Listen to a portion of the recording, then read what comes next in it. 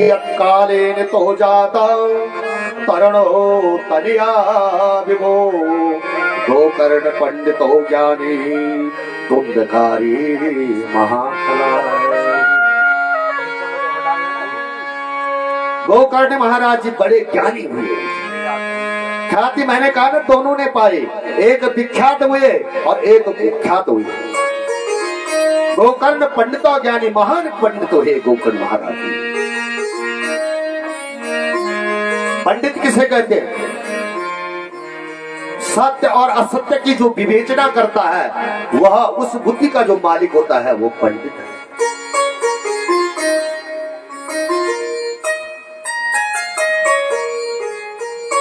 गोकर्ण जी महाराज जितने बढ़ते गए उतने ज्ञानी होते रहे। इधर धुंधकारी चोरी में प्रवृत्त हो गया, झूठ बोलने लग गया, पाप करने लग गया, जुआ खेलने लग गया, व्यभिचार में प्रवृत्त हो गया। घर के जितने बर्तन थे वो भी धीरे धीरे बेचने शुरू कर दिए धुंधकारी ने। अब पंडित जी ने फिर सर पकड़ना शुरू कर दिया कि कतिष्ठा में कगच्छा में कौमे दुखम व्यपोहते प्राणस्त्यजाम दुखेना आकष्टम मम संस्थितम। हे भगवान, कहाँ जाऊं, कहाँ बैठूं, किसको अपनी समस्या सुनाऊं, क्या करूं? आज फिर आत्मदेव जी मरने के लिए जा रहे हैं। पहले जा रहे थे कि पुत्र नहीं है, संतान नहीं है, और आज फिर जा रहे हैं मरने के लिए वन में। आज पुत्र क्यों है? यही विडंबना है। जब घर से निकल रहे थे अत्यंत दुखी होकर के, तो गोकर्ण जी महाराज की दृष्टि अपने पिता पे पड़ी। गोकर्ण महाराज जी अपने पिता की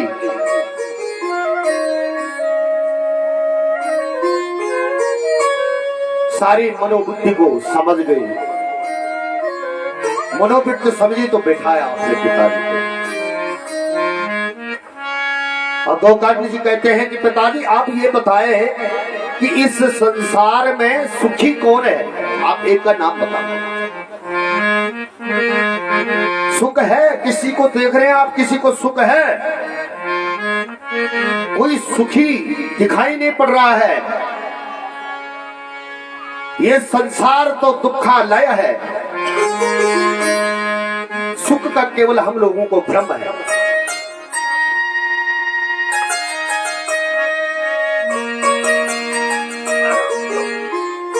गोकर्ण महाराज जी कहते हैं कि पिताजी आप हमारी और आपकी बात तो छोड़िए, तीनों के जो अधिपति इंद्र हैं उनसे भी जाकर के पूछो, वो भी परेशान हैं।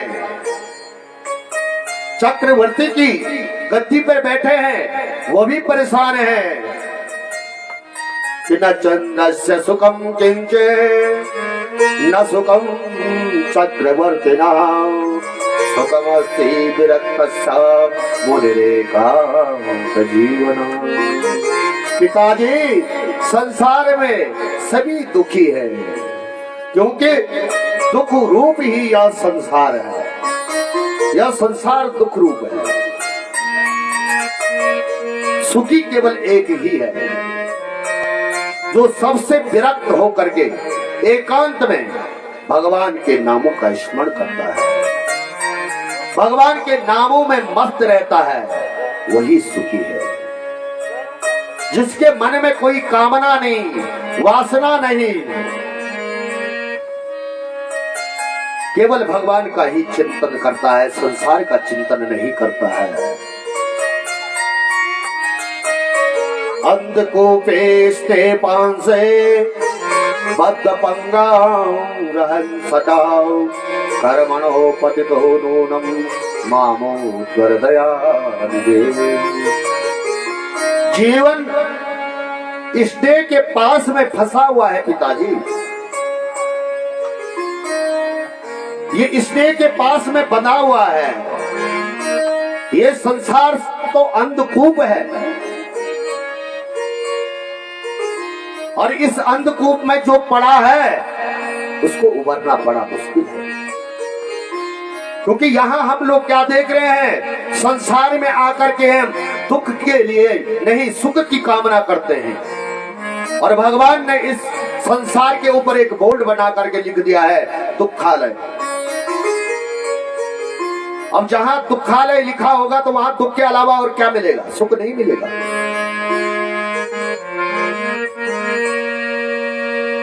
बहुत समझाया और 2 श्लोकों में बड़ा ही सुंदर उपदेश, कल्याणकारी उपदेश गोकर्ण महाराज जी ने अपने पिता आत्मदेव जी को दिए। पिताजी से कहते हैं, पिताजी आत्मदेव से कहते हैं कि पिताजी सरोदरे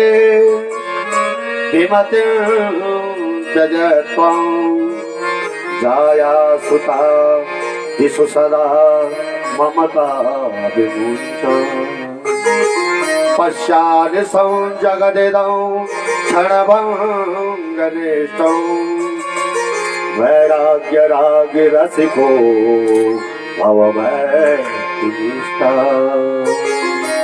गोकर्ण जी कहते हैं पिताजी यह शरीर हड्डी मांस रुधिर का तो पिंड है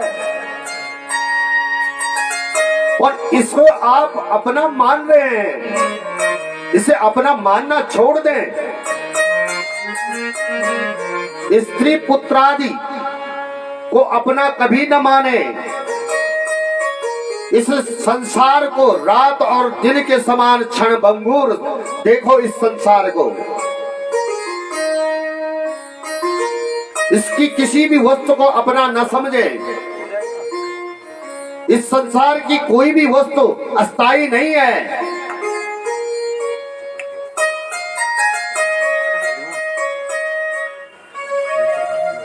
गोकर्ण महाराज जी कहते हैं कि पिताजी यहाँ मानव 2 रस्सियों में बंधा हुआ है। वो 2 रस्सी कौन सी है? अहमता और ममता की रस्सियों में बंधा हुआ है।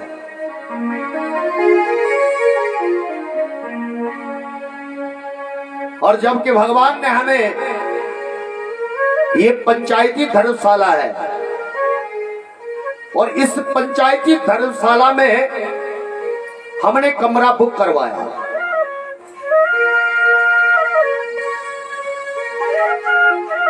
अब बुक करके हम आए, आनंद से रहे, पर मालिक मैनेजर है, याद रखना चाहिए। कमरा तो हमें पंचायती मिला हुआ है, लेकिन उसका मालिक मैनेजर है, चाबी उसी के पास है। जिस दिन छोड़ना पड़ेगा तो चाबी मैनेजर के हाथ में देनी पड़ेगी। ये कुछ समय यात्रियों के लिए मिला है, पर संसार में रहने की जरूरत जब होती है तो इस पंचायती धर्मशाला को छोड़ना कोई नहीं चाहता है। आकर के उस पंचायती धर्मशाला पे अपना आधिपत्य जमाने लग जाते हैं, लेकिन धर्मशाला पे किसी का कब्जा रहता है? नहीं जाओगे तो फिर धक्का मार के बाहर भगाए जाएंगे,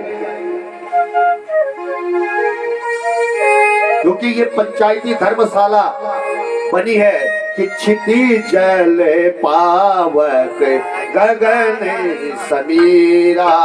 क्षिति जल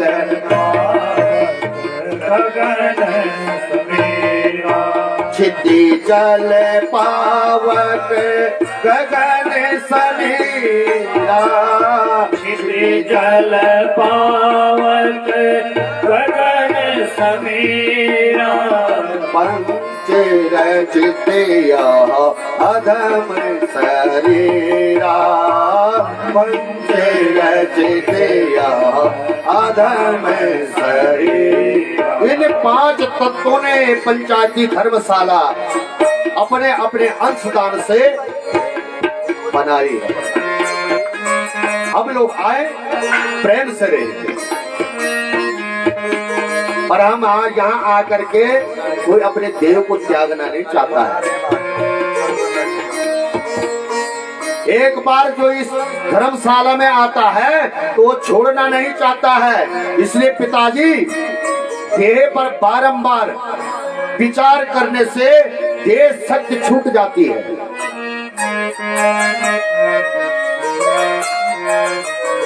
इसके अंदर क्या भरा हुआ? इस देह के अंदर है क्या?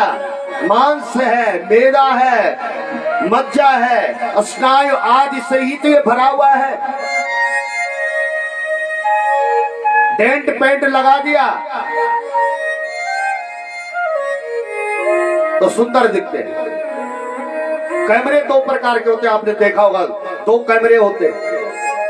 आपने एक ही कैमरा देखा होगा, दूसरा कैमरा भी होता है। एक कैमरा तो यह होता है कि लड़की विदा हो रही है, नाक पूंछ रहे हैं, आंखों में आंसू आ रहे हैं, फोटोग्राफर आकर के कहता है थोड़ा मुस्कुराइए, जबरदस्ती हंसना पड़ता है। उसे तुम्हारे अंदर का मतलब नहीं है, उस कैमरे को अंदर से मतलब नहीं है, पर तुम बाहर से दिखने चाहिए खुश है भाई, अंदर से तो तुम रो रहे हैं। और एक कैमरा और भी होता है जिसे बाहर से कोई मतलब नहीं है। पेट में दर्द हो रहा है, एक्सरे कराओ। अब तुमने कौन सी साड़ी पहने, कौन से कोट पहने, कोई मतलब नहीं। उस कैमरे को केवल तुम्हारे अंदर से मतलब है।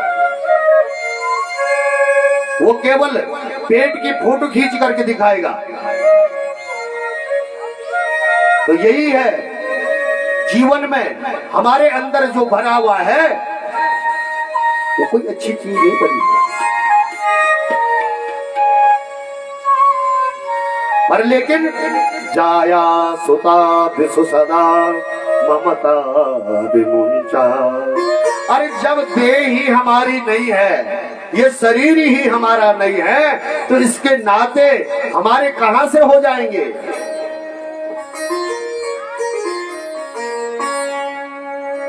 और हम यहाँ जो है उन नातों में चिपके हुए हैं। सबकी ममता को त्यागना चाहिए पिताजी। अहंता को छोड़ो, ममता को छोड़ो। देहिस्तिमाम सरुदरे विमतिम त्यजत्वम। इसलिए पिताजी, अहंता ममता की इस रस्सी को त्याग करके सारे जगत को नासवान समझो, क्षण भंगुर समझो। आत्मदेव जी कहते हैं तो मैं फिर क्या करूं? वैराग्य रास राग रसिको, वैराग्यों का, संतों का संग करो।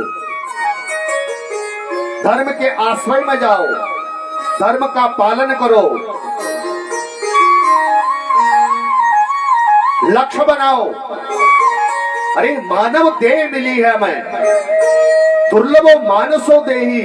ये मानव देह 84 लाख योनियों के बाद हमें प्राप्त हुई है।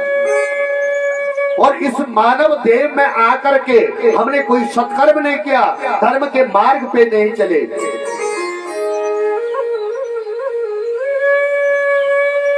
हम यहाँ हमेशा अपना जीवन हमने खाने पीने में ही गुजारा, जीविका में ही लगे रहे, रात दिन। मरते मरते तक कहते हैं कि भाई मेरी इस नातनी का साथ, नातनी की शादी हो जाती, फिर चले जाता, कोई बात नहीं, मेरी पेंशन थोड़ा इसकी उसमें भी चले जाते।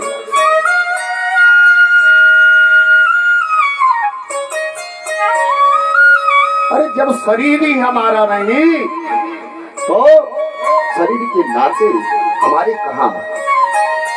पर लेकिन ग्रस्त जीवन है, अपना दायित्व भी निभाना चाहिए। माता पिता है, उनकी सेवा भी करनी चाहिए। बच्चे हैं, उनके लिए, उनके जीवन निर्वाह के लिए कमाना भी चाहिए। ये नहीं है व्यास जी ने कह दिया भाई कि आज के बाद रहे कुछ नहीं कमाना, घर में बैठे रहो, फिर वो डंडा लेकर के मेरे यहाँ आ जाएंगे सारे कि तुमने ही कहा था भाई कमाना नहीं है, घर में बैठ करके भगवान का भजन करो। भगवान ने आदेश दिया कर्मणि वाधिकार से मां फले स्वदाजन, कर्म भी करना जरूरी है, कर्म भी करते रहो, फल अवश्य मिलेगा, लेकिन जीवन उसी कमाई में मत लगाओ। देह भोजन के लिए बनाई नहीं है, भोजन यात्रा करनी जरूरी है। इतना भोजन करो कि जिससे कि देह यात्रा चल पड़े। इतना भी भोजन मत करो कि बैठ करके हर समय उपवासी ले रहे हैं, बैठ बैठ करके उपवासी आ रही है, व्रत का कोई मतलब ही नहीं।